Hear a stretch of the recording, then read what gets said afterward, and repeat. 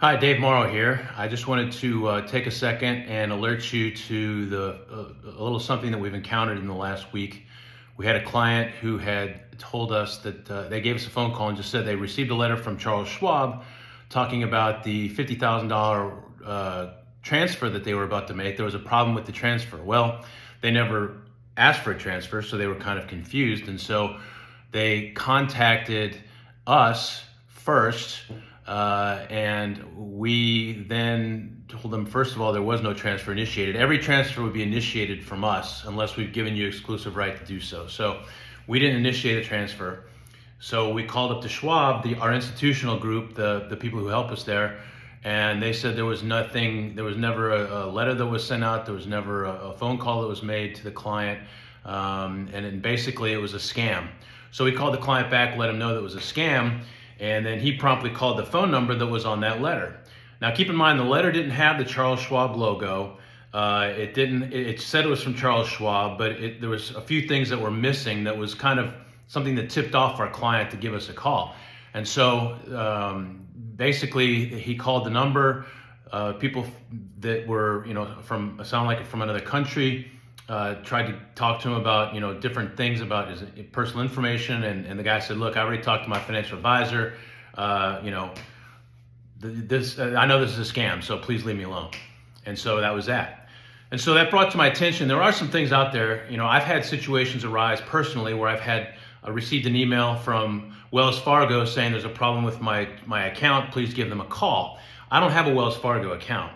So I think sometimes these scammers, they just basically kind of shoot out a lot of emails or a lot of letters with different financial institution names on them, thinking that maybe you may have one there, and they get lucky. So from what I want to do is just kind of let you know that there is a scam going around. People are saying that they're from Charles Schwab. And so if you receive a letter, if you receive a phone call, do not give them any personal information. Do not give them your account information, your account number. Don't do anything. Just say, look, I can't talk to you right now. I need to call you later. And then give us a call at our office. The 409-291-8923, our office number. Any time of the day, if you call that number, that's going to ring onto if I'm not in the office or Adam's not in the office, it's going to ring onto our cell phones. So if it's at 8 o'clock at night, 7 o'clock in the morning, you get these calls or these letters, call our office number, and that will ring to our cell phones, and we'll be there to answer any questions, okay? So it's just, I just want to kind of reach out and let you know that there's some things going around, and sometimes it's easy to get scammed, and sometimes some of these people are pretty tricky. It looks very, my Wells Fargo email that I received looked very much like it was from Wells Fargo. The only difference is that the return email address did not have Wells Fargo in it. It was like a Gmail from, some name that I'd never heard of before. So it wasn't even a total business account.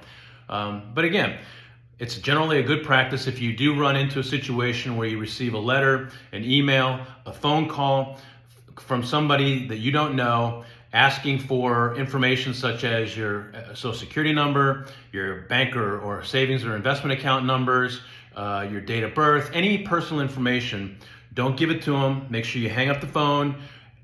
Be rude if you have to. Just hang up the phone and say, no, I don't want to talk to you. See ya. And then call us and we'll handle it from there. Okay? Also, this is a good topic for a future webinar that we're going to do, or a future class that we're going to do on identity fraud. And this is common practices that are out there.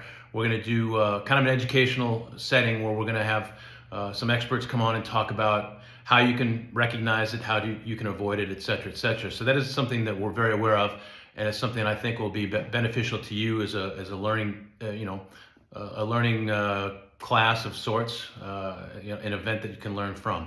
So anyway, I just wanted to reach out and let you know, if you ever receive anything from Schwab as far as seeking information for your personal information, tell them you'll have to call them back. And if they try and keep you on the line, again, that's a red flag. Just say, I have to call you back, give me your phone number, and then call us. Again, call our office number any time of the day, even if we're there, or even if it's not office hours, traditional office hours, we will pick up the phone because it's going to go to our cell phones. All right. So thank you very much. And I want to reach out and let you know that. And thanks for your time. If you have any questions, feel free to give me a call. All right? Thank you. Talk to you later. Bye-bye.